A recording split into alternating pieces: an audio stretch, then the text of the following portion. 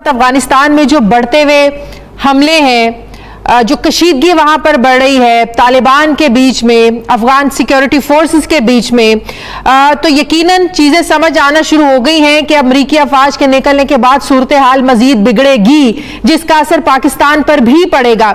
अमरीकी अफवाज का इन हालात में चले जाना आपको नहीं लगता कि अफगानिस्तान और पाकिस्तान के हालात के लिए ठीक नहीं है? फिर माजी जैसे मसाइल का सामना करना पड़ेगा, वहां से जो अफगान लोग हैं वो यहाँ पाकिस्तान आएंगे, मुहाजिरीन की तादाद में इजाफा होगा, उन मसाइल से तो आज तक पाकिस्तान निपट रहा है। तो ये जो पीस प्रोसेस था ये तो मजीद मुश्किलात का शिकार नहीं हो जाएगा अफवाज के निकलने के बाद? सर की पहली बात तो ये है कि अमेरिका अपना फैसला कर चुका कि उन्होंने यहाँ से इनखला करना है और उन्होंने बहुत सोच समझ के फैसला किया है। सदर ट्रंप के बाद सदर बाइडेन की जो हुकूमत आई है उन्होंने एक रिव्यू बिठाया और रिव्यू ने भी इस नतीजे पे पहुंचे कि हमारे ऑब्जेक्टिव पूरे हो गए, हमने मजीद यहाँ नहीं रहना। अब जहां तक अमन का अमल है ये इसका फैसला तो अफगानों ने करना है, अमेरिका ने नहीं करना, पाकिस्तान ने नहीं करना। हम तो फैसिलिटेट कर सकते हैं, हम तो मशवरा दे सकते हैं, कायल कर सकते हैं और खास करके मेज पे बिठा सकते हैं। मुल्क उनका है, फैसला उनने करना है। अगर वहाँ क़यादत की जंग रहती है, अगर वहाँ इक़्तिदार की कशमकश रहती है तो फिर मामलात बिगड़ेंगे।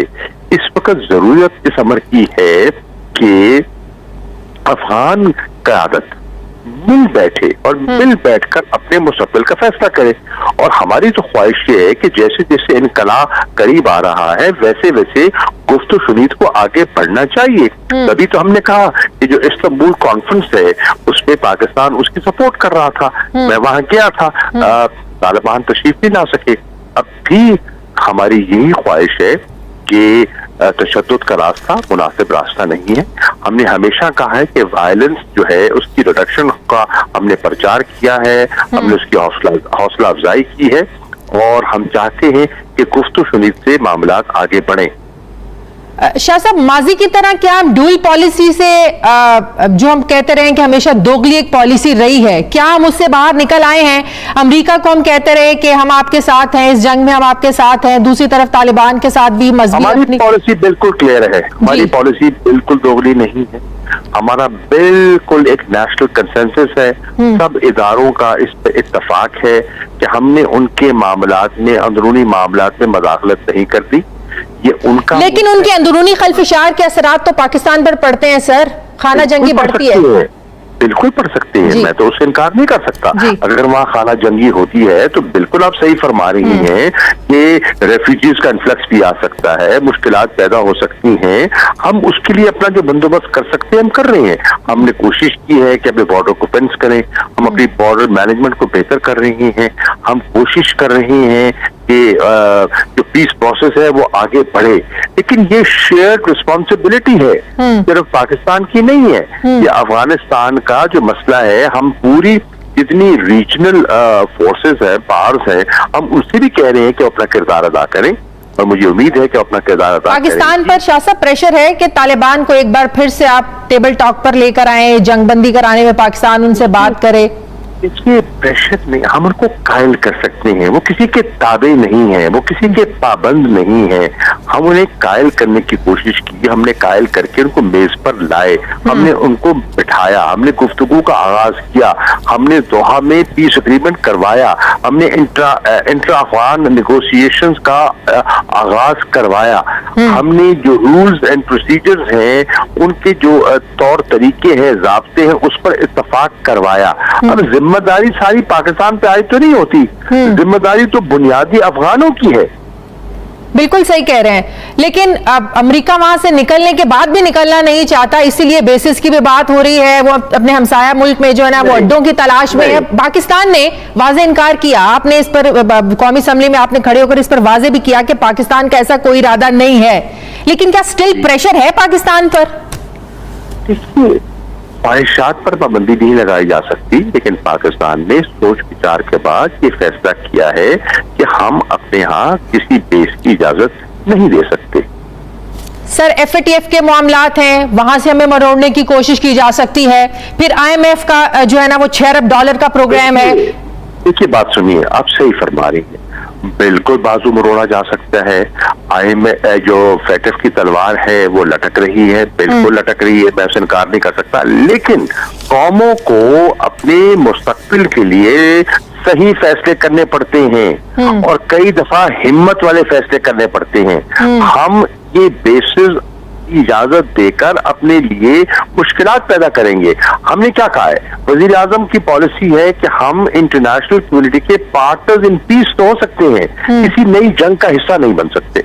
बिल्कुल सही। तो FATF के बाद की मुश्किलात को फेस करने के लिए फिर हम तैयार हैं। IMF के प्रोग्राम में अगर हम पाकिस्तान को दिक्कत देने की कोशिश की जाती है, हमें प्रॉब्लम होगी, वो भी फिर हम फेस करने के लिए तैयार हैं सर। कौम को देखिए, कौम को फैसला करना है, कौम को फैसला करना है।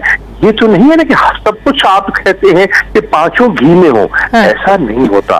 कौमों को अपनी खुददारी के लिए सर उठा के जीने के लिए कड़वे फैसले भी करने पड़ते हैं, मुश्किल फैसले भी करने पड़ते हैं। बिल्कुल से। क्या ये बात दुरुस्त है जो अमरीकी अखबार ने दावा किया कि CIA के सरबरा आए, इस्लामाबाद दौरा किया और इस हवाले से उन्होंने कोई खुफिया बातचीत की? जो इंटेलिजेंस एजेंसीज हैं वो आपस में रास्ते में रहते हैं, उनकी गुफ्तगू सीरीज होती रहती है, वो आते हैं, वो मिलते हैं, एक दूसरे का मौक़िफ़ सुनते हैं। ये कोई नई बात नहीं है, इसमें कोई परेशानी की बात नहीं है, ये कोई अजूबा नहीं है। सही। क्या ये भी बात दुरुस्त है कि प्राइम मिनिस्टर इमरान खान ने अमरीकी जो सेकंड लेवल की लीडरशिप है उससे बात करने से इनकार किया और प्राइम मिनिस्टर ने कहा कि प्रोटोकॉल के मुताबिक मैं बाइडेन से ही बात करूंगा, प्रेसिडेंट बाइडेन से ही बात होगी उनकी?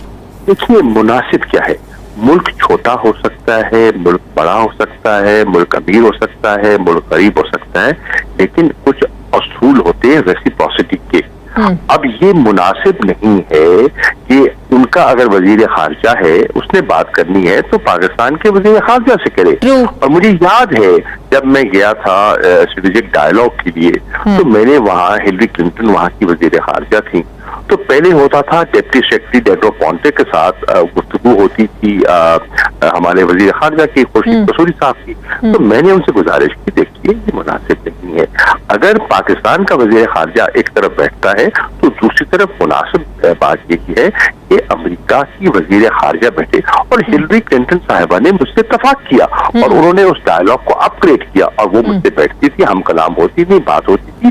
तो वजीर आजम इलेक्टेड प्राइम मिनिस्टर है, मुनासिब यही है कि उनसे उनकी जो उनके चीफ एग्जीक्यूटिव है वही बात करें। सही। तो उधर से जवाब क्या मिला इमरान खान साहब के, प्राइम मिनिस्टर साहब के इस रिएक्शन के बाद? जवाब की बात नहीं है, वो जब वो तैयार होंगे इमरान खान साहब मुझसे बात कर लेंगे। बिल्कुल सही। शाह साहब, 20 मई को CNN को जो आपने इंटरव्यू दिया जिसमें आपने इस्राएली जारियत की, जो फलस्तीनियों पर जुल्म और सितम हो रहा था, बड़ी खुलकर आपने बात की। फिर आपने अमरीकी मीडिया में इसराइल की कुछ डीप पॉकेट्स की भी बात की, एंकर भी नाराज हुए, मीडिया भी उनका नाराज हुआ। क्या वाकई अमरीकी मीडिया पर इस्राएली लॉबी का इतना असर रसूख है कि वो सच को सच मानने से इनकारी रहता है अमरीकी मीडिया?